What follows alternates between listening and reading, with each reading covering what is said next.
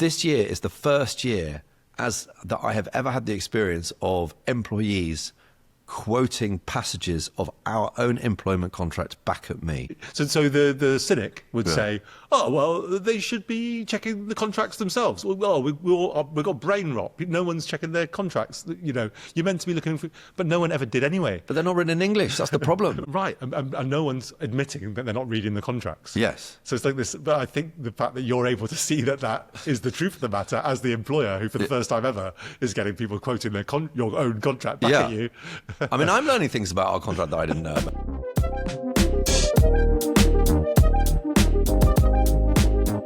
Thank you for joining us on It's Not the End of the World, Everyday Use Cases for AI, where we have down-to-earth conversations with real people about how they're using AI in their day-to-day workflows. Today, I'm joined by Jez Frankel, who is the CEO of Quite Frankly Productions.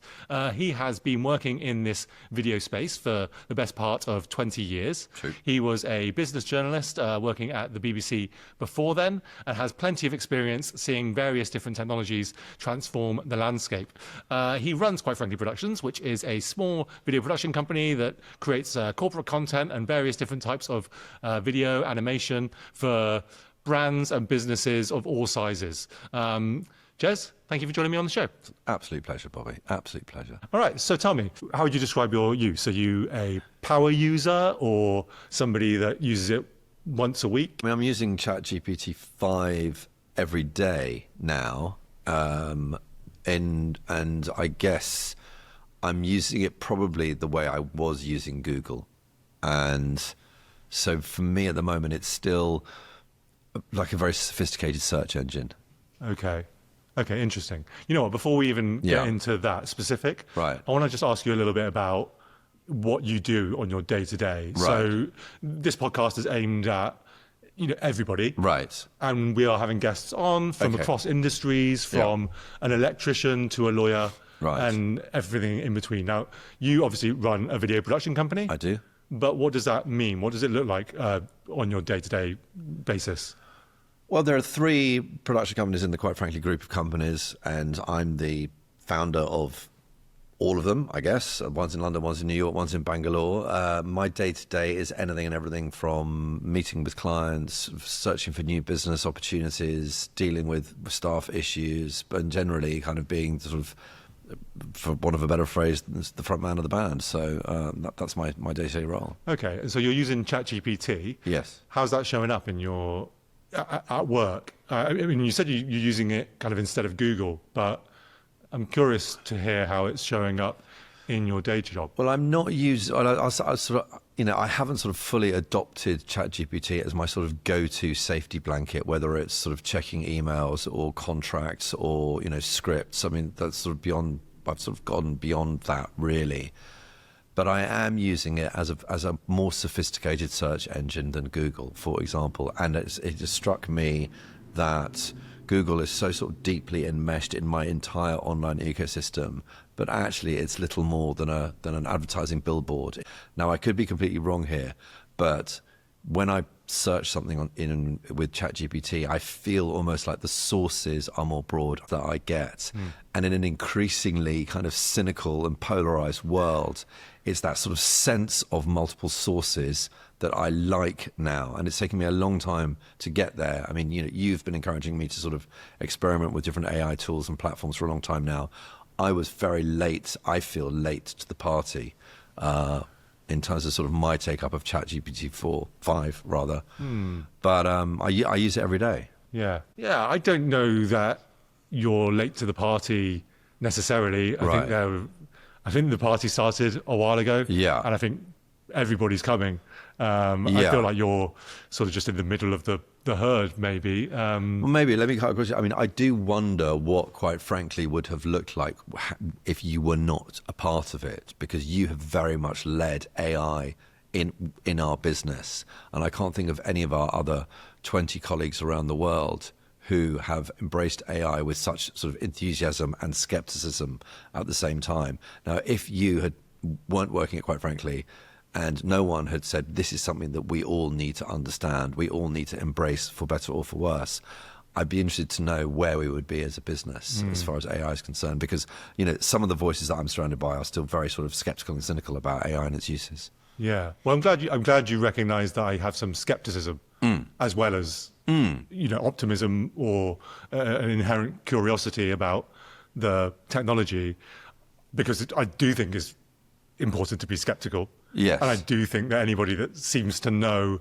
or claim that the future is going to be completely transformed by this technology should be taken with a pinch of salt, because we don't know. Yeah.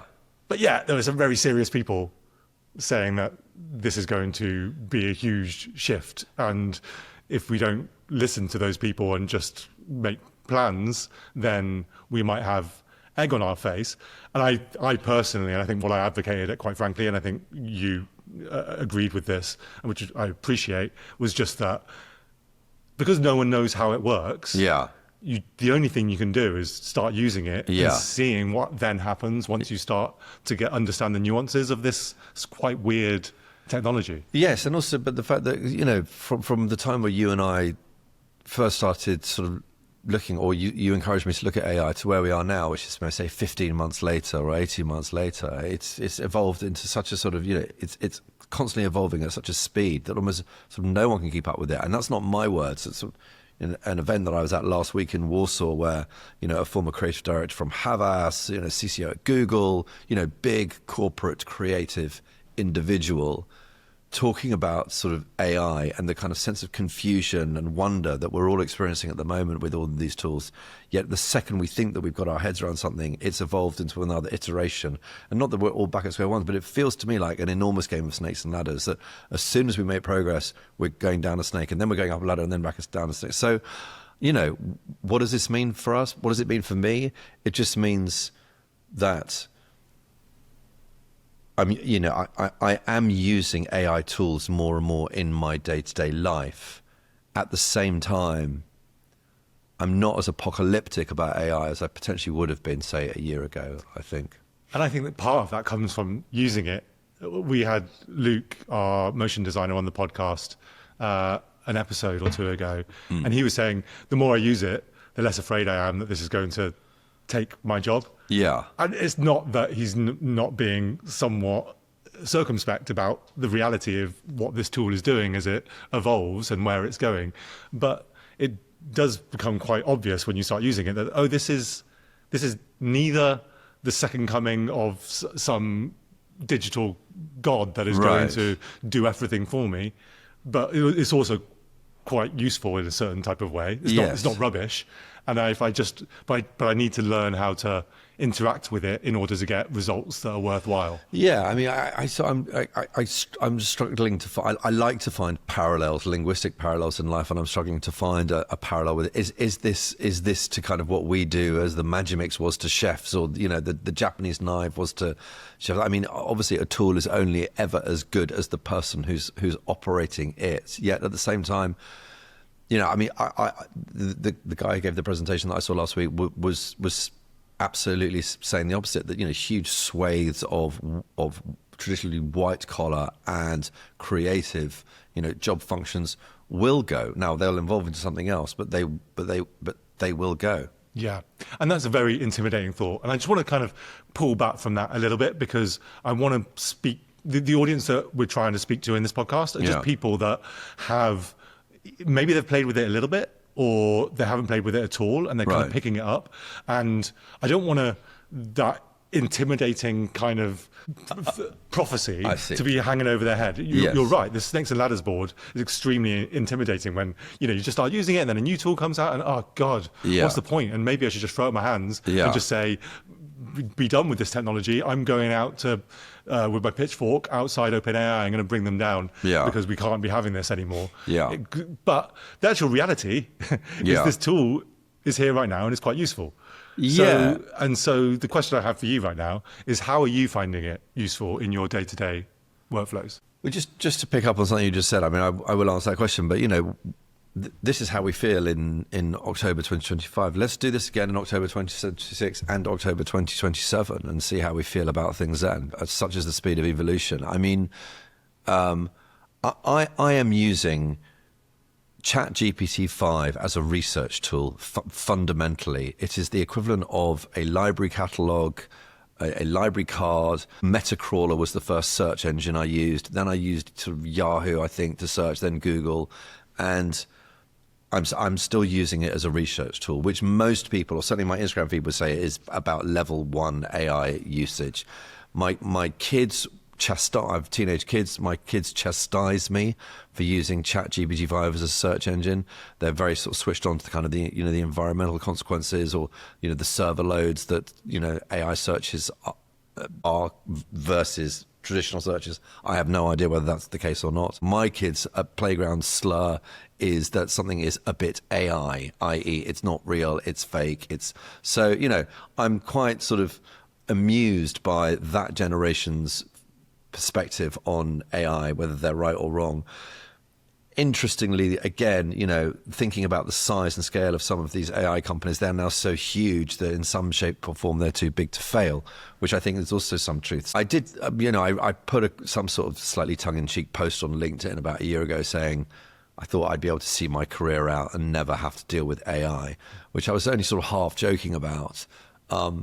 But I'm completely and utterly wrong. I have to embrace AI right now, and I'm trying to do so. Yeah, and when you do finish your career, no doubt it'll also be a part of your life then, right? Because it's not just in work. I mean, this is a generational technology. They say a general technology that will be embedded in everything. Yeah.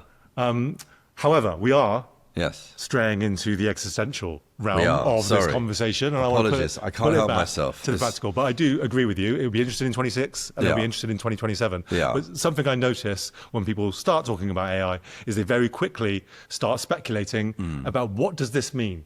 What does this mean if everyone's just using an AI search engine instead of a Google? It's so much more, it's not good for your brain if you're not going onto Google and searching in, as if that's the holy grail of how to use our brains effectively. Yes. But the truth is, we don't actually know what those side effects will be when those dominoes begin to fall. Yeah. And it'll be interesting to talk about what that has led to in 2026.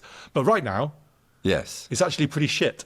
Yes. If you'll excuse my language. I will. As the CEO of the podcast. You get one yellow card. That's fine. Yes. But right now, it can't actually do all of our jobs for us. Yes. But it can help us in various ways. Yeah. And I think you're being a little bit humble, actually, because I know you're saying you're using it as a search engine, but I'm also aware that you've been generating images. That's true. With it in various different ways. Yes. And I think there's another way that you've been using it. Like, do you experiment with it in any sort of writing, or is that too AI? That's actual sort of prose. No, I mean the standard of the visual presentations that we as a business have been showing to clients in the last 6 months, I would say, has been significantly higher than it has ever been in the 18 years that we've been running as a business. And that's fundamentally because of the sort of the AI generated images that we can create now. Our decks for JCB, our deck recently for Gulf Oil, I thought were ad agency level-esque decks, and the sort of the caliber of the graphic design, the caliber of the imagery, the typesetting, I thought was just leagues above what we've done in the past. So yes, I have been doing that. I have been using ChatGPT 5 to check contracts. I've been uploading sort of certain legal documents and sort of trying to sort of work out what the small print is, tenancy agreements. That's interesting. Yeah. I feel like that's an interesting use case that largely would fall on a small business owner like yourself. Yeah. How can I break this contract? Question mark. Upload. Yeah. I am wondering about that, though. It feels like that's ripe for mistakes. Yes. Right? AI makes mistakes. Yeah. So how is this coming into your workflow? Presumably you are still using a lawyer when it's important. Yeah, I am. But so if I can stray into sort of two anecdotes. One, the employment lawyer who does a lot of work for Quite Frankly and drafts all our employment contracts is telling me that, she's working with clients now who just aren't prepared to spend £5,000, £6,000, £7,000 for her services and are doing their own sort of contracts through sort of, AI, and then asking her if she's prepared to sort of double check the work. She's, an ex-Linklaters Magic Circle employment lawyer. And quite rightly so, she's saying, "No, I'm not. I'm not an AI checker. I'm, a senior. I'm my own boutique law firm, and if you want my services, this is what you have to pay for them." So, that's example one, and then example two is I was having a debate with a senior partner at Clifford Chance last week, who can't really see what all the fuss is about with AI, and I said to him, but can't you see that a whole generation of young lawyers, his point was, when you get to my level, i.e., super senior of Magic Circle law firm, you're not really, you're not paying for kind of the law black and white, you're paying for sort of interpretations and advice and counsel, and, you're paying for the thinking, which AI can't do. And I said, that's all well and good, but then how are junior lawyers who started the firm meant to rise up to be you? There's that whole kind of 5 to 10 year period of young legal careers where their jobs, in my view, can be done by AI. How are they then meant to transcend that and become senior partners, senior counsel, advisors, etc.? So I do see a lot of kind of quicksand in the sort of the white collar world. Yeah, and it strikes me that, for example, if she's not willing to take a smaller fee in order to check the contract that someone wrote with ChatGPT, someone's going to come along who is willing to do that. Yeah, right? But you were speaking about your own personal uses, and you're using it to check contracts on occasion. Yeah. Are you then going to a lawyer and saying, can you double check this, and finding that you can save costs there? No, it's not as sophisticated as that. There's been a couple of things where I need to double check what the break clauses are in this. Right. So it's helping you understand the legalese. Yeah. And then you're actually able to look at that particular clause. I mean, I had the same experience when we were booking a venue for my wedding. Right. And what's the noise compliance situation for the wedding? And I don't look at a lot of contracts, particularly back then. Yeah. I just look at it and couldn't decipher this block of text. But then with the help of ChatGPT, I think that was one of the first times I used it actually, and upload the PDF. Yeah. Asked it, are there any issues with noise? And sure enough, it would point out the clause I should look at, and then I could look at the clause. And then actually, funnily enough, you realise that, this isn't actually that hard to understand once I'm told where to look and what to look at. But it was my intimidation of these things, which is half of the... But, if you think about it, and, quite frankly, Brothers is an SME. It's a small production business, 20 employees globally, a few £1 million, dollars in revenue annually. I asked potential employees to sign an 80-page employment contract. It's 80 pages long. And I'm willing to bet you that not one person, not one, has ever read the contract, ever. Myself included, right? Now, this year is the first year that I have ever had the experience of employees quoting passages of our own employment contract back at me. And that is purely, I'm speculating, because they have uploaded our own contract to ChatGPT 5 and gone, what are the rules around what am I entitled to around this? Answered immediately. And in many ways, that is a progress. That is a good thing. I want people to feel empowered. I want people to feel like they understand their rights and what they are allowed to do, what they aren't allowed to do.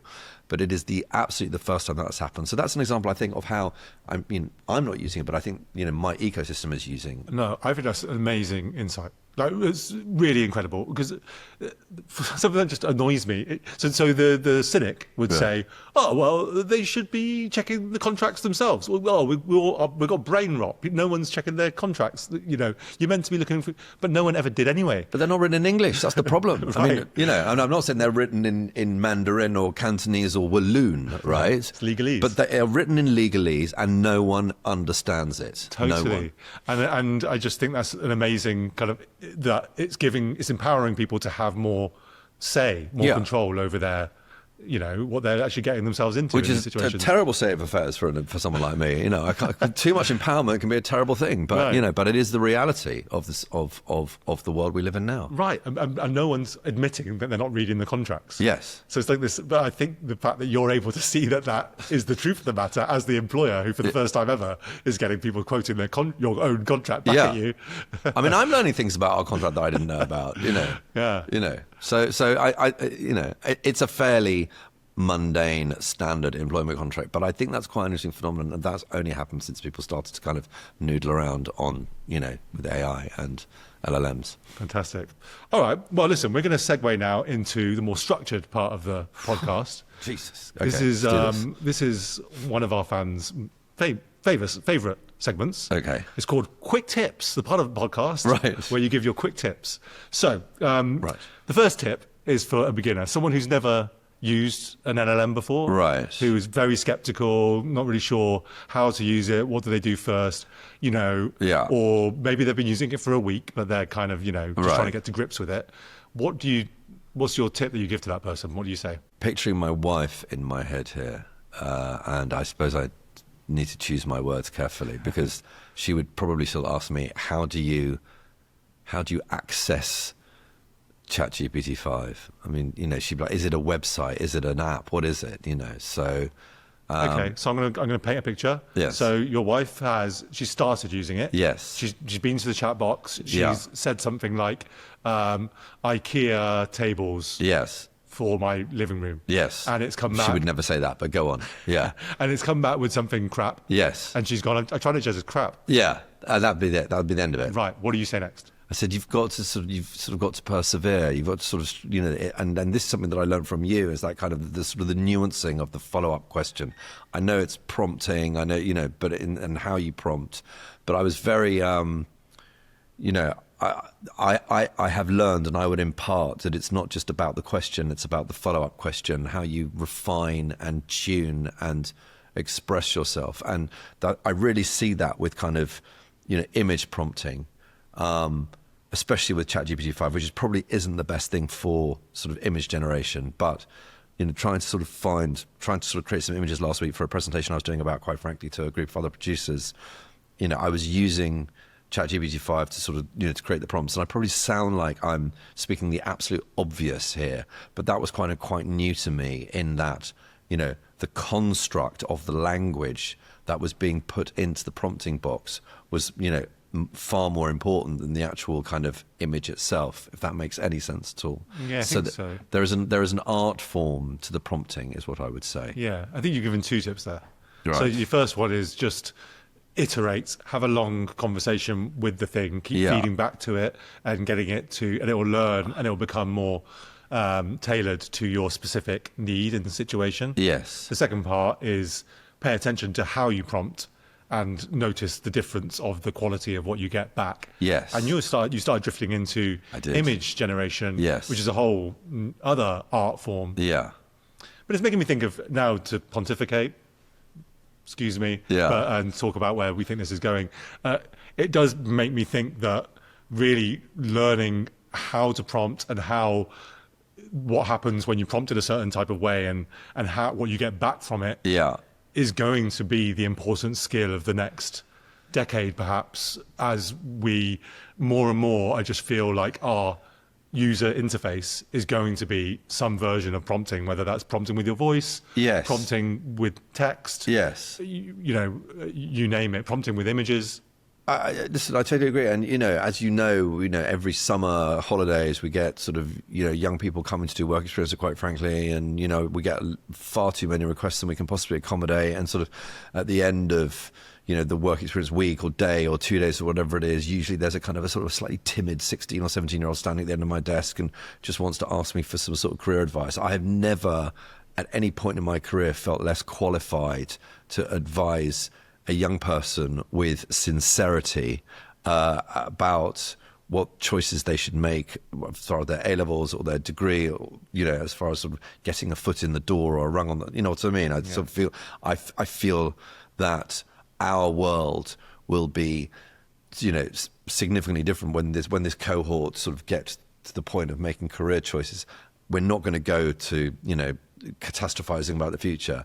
So, but what I would say, what I can see is that there will be a new generation of creatives who will have to learn how to use these tools, and some will be better than others, in the same way that some editors are better than others, and some motion designers are better than others, and some DOPs are better than others. Yeah. And some directors are better than others. I mean, I think that's kind of the thing I'm learning here, is that we're all becoming directors. We're directors of AIs.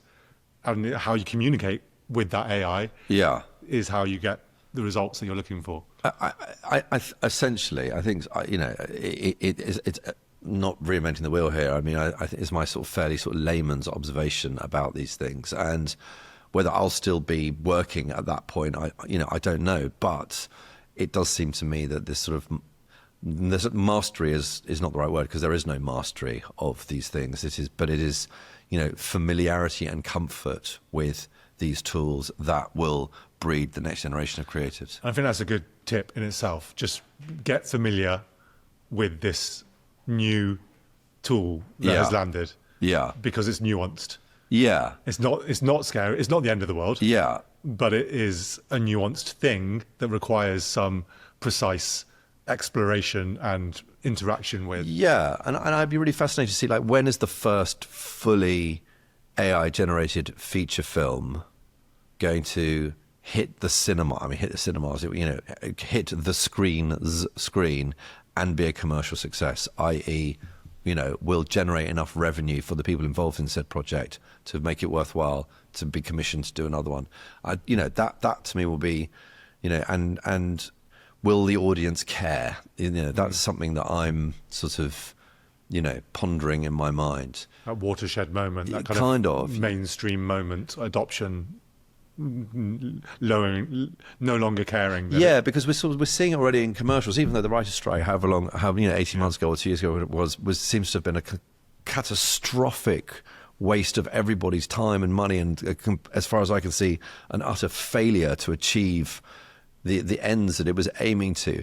But you can sort of see it in commercials. Whoever still watches commercials, but like, look at car ads. I mean, most of them look AI generated already. Now, that sort of that blurring between kind of AI and reality seems to be, already upon us. Mm-hmm. So, I do wonder about that sort of, the commercial viability of AI generated projects and when that will enter the mainstream. But yeah, well, could keep walking down this existential I can't help road. Myself. You know me, I can't help myself. It's why I love you, Jez.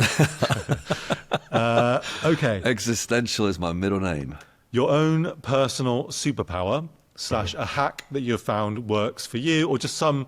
To be honest with you, it might be the contract thing might be your answer here. It's not even that. Like, you got those. This is going to sound really stupid, and but like the 4 icons you have at the bottom of your iPhone that your shortcuts, or your mail, or your contacts, whatever. So 6 months ago, I swapped out camera for ChatGPT 5. Oh, hello. Right. Wow. And I'm sure the auteurs amongst us will be furious that I have removed image taking. Head of a video production company. I know, I've stopped taking his camera. Now I have to go into my phone and find the camera icon and then press it, open it, and take a photo, right? Whereas it used to be kind of like click, click, click. But it's just sort of reminding myself that, this incredibly powerful tool is literally at my fingertips rather than somewhere deep in the kind of, it has meant that I'm using it a lot more. And, whilst I'm constantly telling my teenage kids off for being on their phones too much and screen time limits and all the rest of it, because they seem, like most teenagers, sort of glued to their phone constantly, I find that I'm researching many more things now that I've put ChatGPT 5 sort of on my phone. Yeah, okay, that's interesting. The question I have, you sort of alluded to telling your kids off for being on their phones too much. Show me a parent who hasn't, yes. Are you finding that ChatGPT means you're on your phone more often? Is it addictive like social media? Or like other things that we find ourselves reaching into our phone for? I don't. Is it addictive like social media? I'm just using it more. No, I mean it's not sort of like I'm not on ChatGPT 5 more than I am on Instagram or TikTok, which I'm obviously never on. But I'm just using it more because I'm making it more available to myself, if that makes sense. Yeah. I mean, I don't want to be the defender of AI.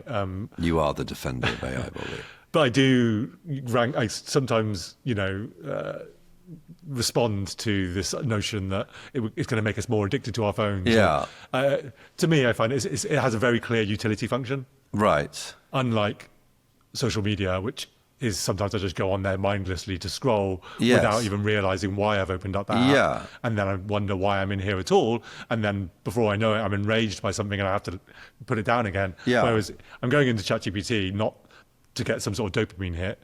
I'm Yeah. going in there very specifically because I need to find something out, or Yes, figure something out. yes, or- I would agree with that. And also, I mean, social media, certainly Instagram, to me seems much more kind of, I'm just being sort of sent adverts and nothing to do with my friend's puppy or whatever it might be that I want to watch look at on social media. But I think it's yeah. a less toxic space as well. There's a lot less toxicity in that very simple user interface. I mean, I sort of slightly absurdly, I can't say I'm a huge fan of ChatGPT-5's personality. Oh yeah, yeah. I sort of, if said person was a person, would I like them? I don't think I would. I think I'd find them a bit sort of squeaky clean and a little bit kind of dull. But, and I think the whole sort of, there was an interesting piece in the Times not so long ago about why are people saying sort of please and thank you and would you mind, in sort of ChatGPT prompts, this sort of sense of kind of engaging with something that has consciousness, I think is very entertaining and amusing. And I do it myself, Please, could you find me a restaurant recommendation in the Upper West Side? Because I'm staying up here for the first time in my many years of coming to New York, and I don't know where I am. Thank you very much. I mean, pathetic, but true. So there is, not to get too kind of philosophical about things, there is a certain sense of kind of engaging with something which has consciousness, which we know it doesn't, obviously. Well, existential road. But let's do this. You're trying to draw me in. Let's do this again in 26 and 27, and then maybe we will be talking about consciousness. Yeah. That obviously is a huge, piece of cheese that I would like to just gobble up. Can't resist. Can't resist. But I am going to resist. Oh, and such discipline. You talked about, so you're saying essentially your hack is just making it more accessible for yourself. Yeah, really. But it's just reminding myself that it's there. That's all it is for me. There isn't a kind of type in this and you're going to get better results. Well, again, I think you are being I think you are being humble, or perhaps just not seeing. Very uncharacteristic. I speak to a lot of people about this, and Right. I see a wide range of use levels. Right. And the thought of putting in a legal contract in order to help yourself understand it better. Yeah. Some people aren't doing that. I think that's a very specific use case Yes. that you can. But I also use it for recipes. I also sort of find, that I've sort of, Jamie Oliver sort of created this whole empire, sort of trying to speak to people like me, and I find his recipes too complicated. So, there's always like 2 ingredients that are just sort of fairly impossible to get your hands on. In my experience. So, I've used ChatGPT for kind of like give me a basic recipe for X, Y, and Z, and I've sort of followed that. So, Yeah, I do the same, particularly if I'm like missing an ingredient or just I have some stuff over on the counter here that I need to figure out how to put together. Yeah. Or this chicken is 6 pounds. How long should I put it in the oven for? Yeah. That kind of thing is really handy. Another thing I wanted to bring up though, because you're obviously using ChatGPT and you don't like his personality. Have you considered trying Gemini or Claude? I haven't really. I haven't. I mean, I just have not. I suspect you might be a Claude guy. A Claude, really? Because Claude's personality is a little bit more kind of fun and I don't know. a little more sarcastic. Their branding is very... Right. I'm impressed by their branding. But do you know what I mean about the ChatGPT-5 personality? It's very sycophantic. Sycophantic, very clean cut, Yeah. sort of cheesy. Yeah, I know what you mean. I don't like it when it's praising me too much. But I will say that ChatGPT, in my experience, has the best voice mode. Right. If you use that function. Yes, I have. Yeah. And I find that to be extremely helpful. I use it quite regularly. Yeah. Even though Gemini sometimes is a better writer. I probably prefer Gemini's personality for the most part. Right. But when it comes to speaking to it, then it's ChatGPT all the way. And I'll turn it on to ask it a question about this device that's in front of me. Yeah. Sometimes even with camera work. Yeah. In fact, when I was walking down to meet you for lunch, Yeah. we were having a problem with our microphone setup here. Right. And so I'm on the way down explaining what the setup is. Yeah. It's quite a complicated setup in this studio. We've got, as you know, 2 cameras, 2 microphones. Yes. Were we going to feed it through an internet portal Right. to have it record automatically online, or we're going to feed it to the cameras? So I'm explaining all of this to ChatGPT via speech, Yeah. and we were having a problem where it's called like noise bleed. Right. The guest's voice was picking up on my microphone, Right. and vice versa. Got it. I didn't actually know that terminology, Right. and it just does the most amazing job of synthesizing all of that, Right. and then repeating back to me. Yeah. Oh yeah, Bobby, the common problem. Yeah.